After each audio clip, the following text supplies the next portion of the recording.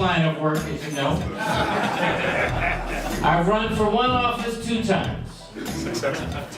Yeah, that's right, I won both times. And many of you in this room helped me, and I'm grateful.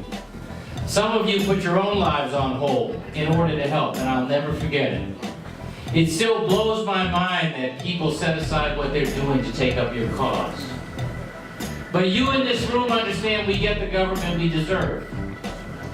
And unless we involve ourselves, unless we sacrifice time and money and ideas, we won't get better government, better leadership.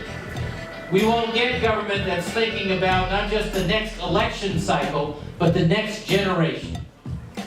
And the reason people come from every corner of the city and every community is because Tito gets that idea of generational responsibility. When it comes to the next generation and governing for the long term, he is strictly business. And he understands about bringing people together, getting conversations going and driving to results. I'm glad Tito's a candidate. I'm glad he's given some of his time and life and thought and leadership to our work at the state level. But like most of you here, I do not expect this to be the last thing Tito does. And you need to make sure that he wins this next election and that we start to cultivate and encourage those leadership skills for the job after that, whether it's in the public or the private sector. Because we need that kind of visionary leadership to lift our civics, our politics, and our communities up. That's what we have today, and thanks to you, that's what we'll have tomorrow. Ladies and gentlemen, the once and future counselor, Tito Jackson.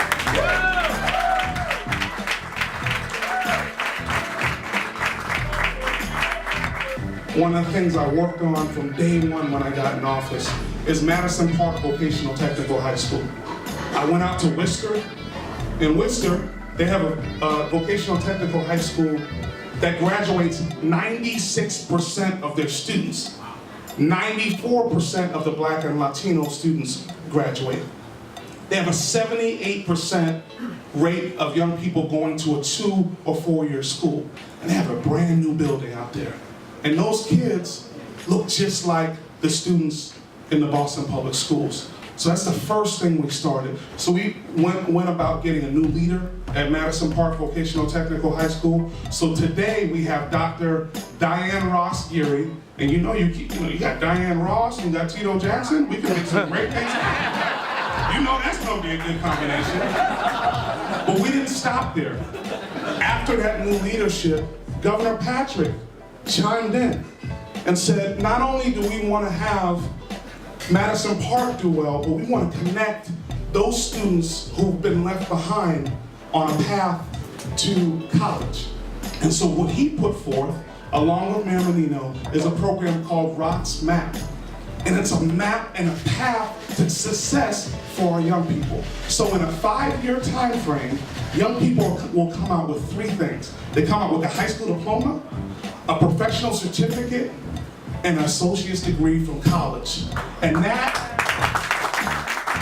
is innovation, that's leadership, and that's taking the folks who had been last and making sure that we put them as our first priority. So I want to thank everyone in this room. I want to thank you for the opportunity to continue to serve. What we do is important, but I think why we do it is just as important.